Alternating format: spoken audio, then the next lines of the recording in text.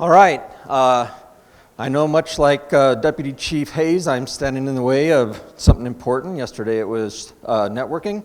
Today it's the much anticipated final Q&A panel. So I'll dive right into it here with the Direct Project CE update.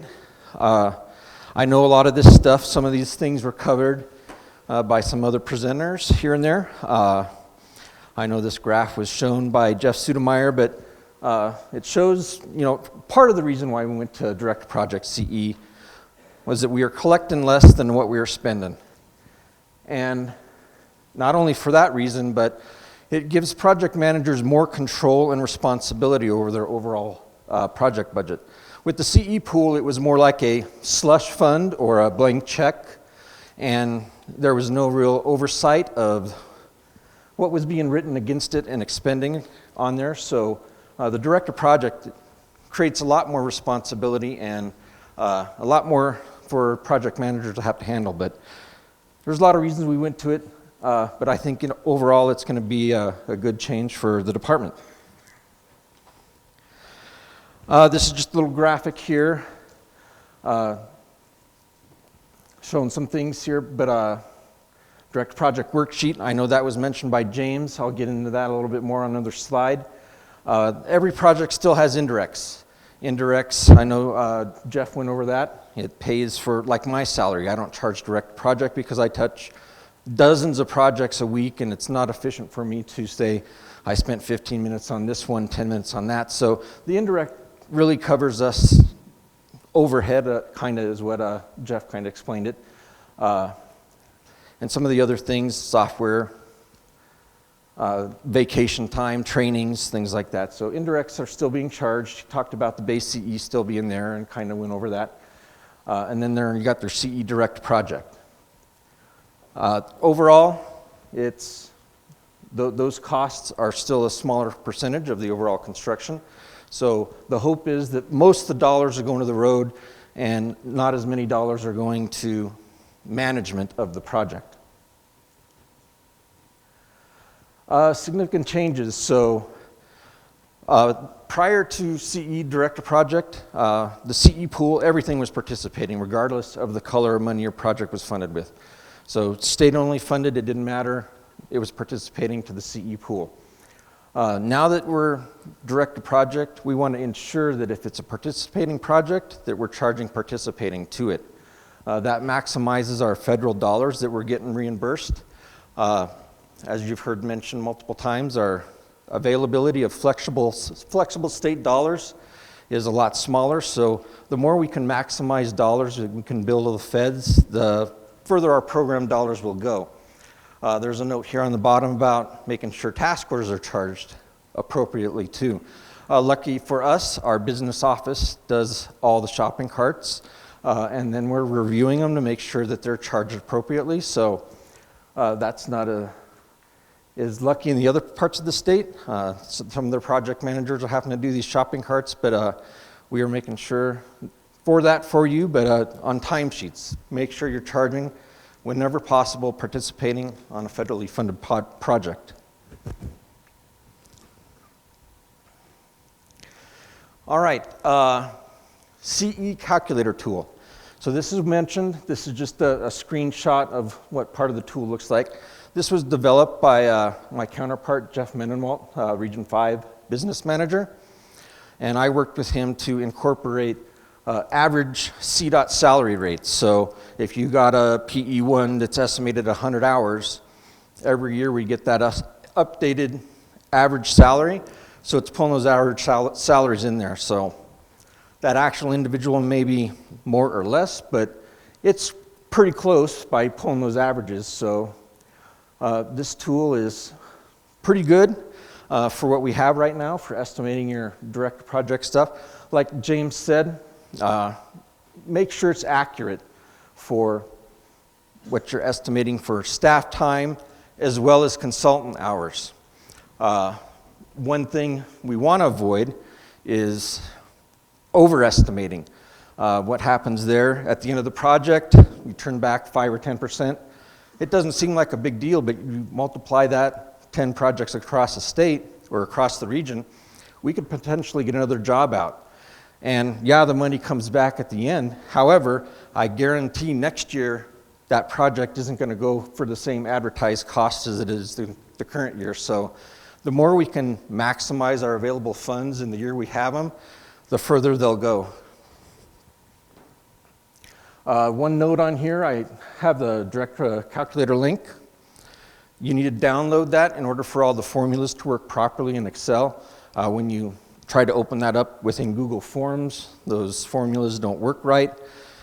So on any of these things that all these calculators, download it and then utilize it on your PC as opposed to trying to do it within Google.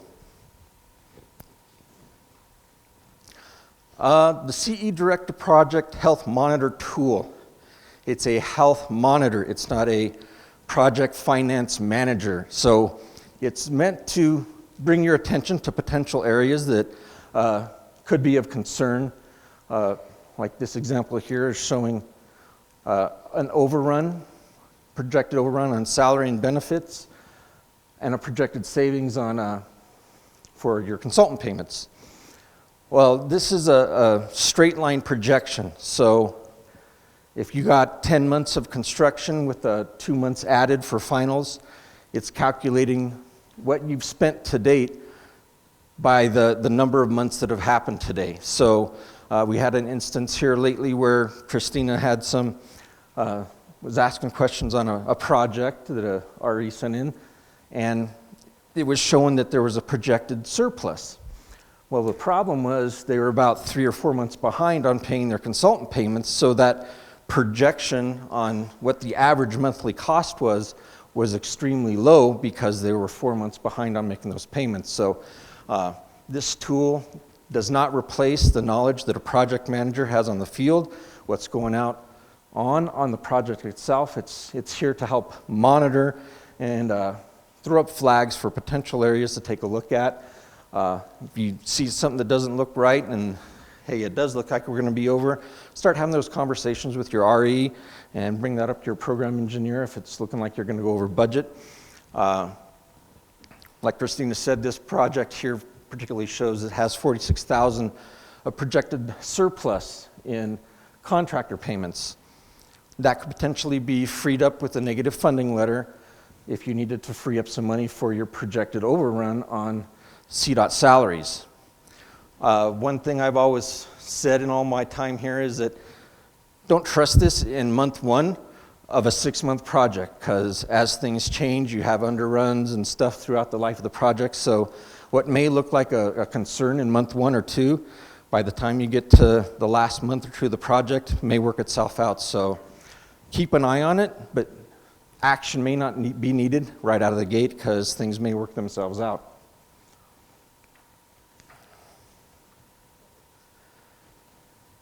Let's see, there were some things mentioned about new dashboards that we're working on. This one is technically in beta test right now, but I think we're ready to roll that out for public consumption. We have a meeting tomorrow afternoon with our development team, but the last thing that this is missing was a CE indirect rate at award.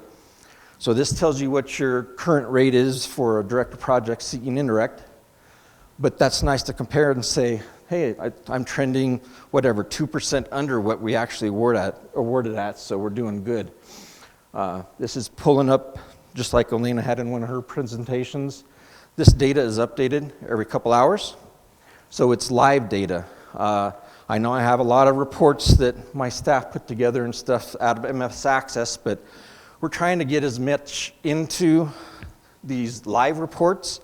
Access isn't a preferred method, even though it's worked very well for the region for a long time. But like Heather mentioned, we actually are getting data available at your fingertips where we don't have to manually go flush it through MS Access in order to get good quality reports. So we're making a lot of progress here.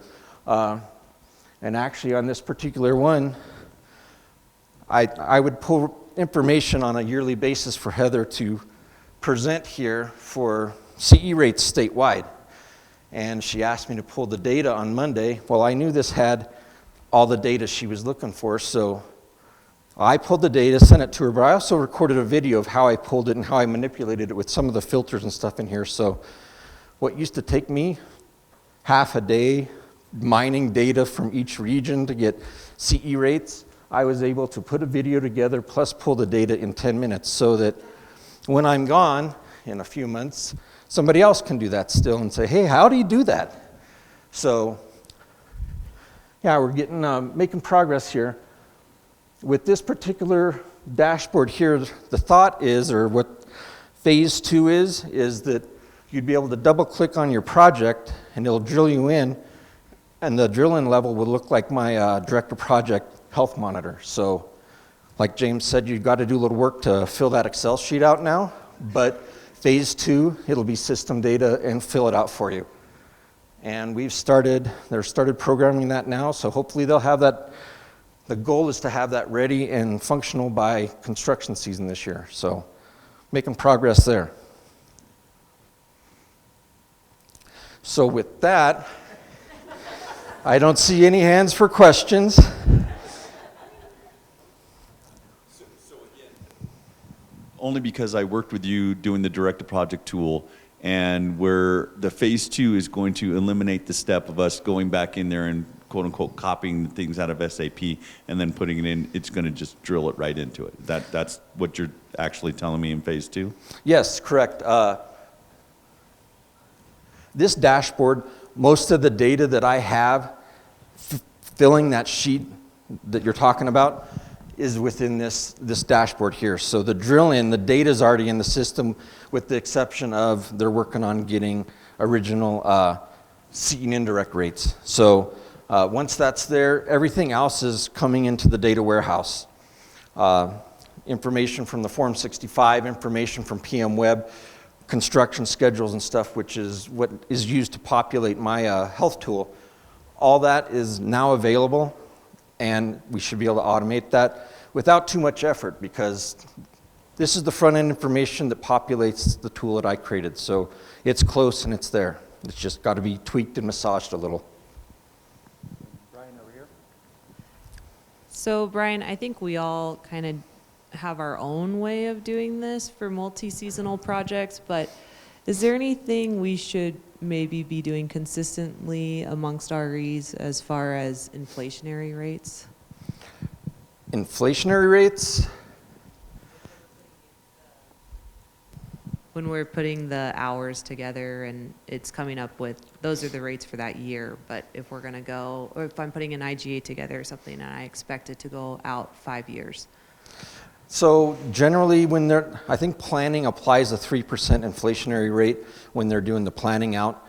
As far as salaries and stuff, the biggest increase on salaries hasn't been what we've been seeing, the 3%. Luckily for the state, they've been covering our health care increases. So that's a big plus there, but the benefit cost used to be we'd apply around a 30% rate.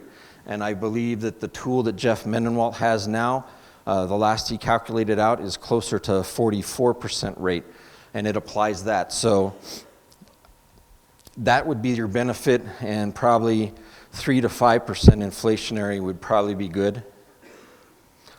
I did want to mention something else. I forgot in the last presentation, the Form 65 was mentioned. I'm working with some teams right now to get data in there for actuals for, right now it doesn't show actuals for staff time or consultant time. It just shows what was originally at awards. So we're working on trying to get actual data to fix the Form 65. I don't know if that's the best tool going forward. It's kind of complicated to read, and it doesn't give you projections. It just gives you actuals with the exception of your overs and unders for your contractor. So there's nowhere in there to say, well, I estimated 1,000 hours for staff and I think I'm going to need 1,200 now. It just will give you actuals. But it is being updated, trying to get it to show current information instead of the useless form that it is right now, pretty much after it's been awarded and goes to construction. Going once? Going twice? All right, sold. Thank you so much, Brian.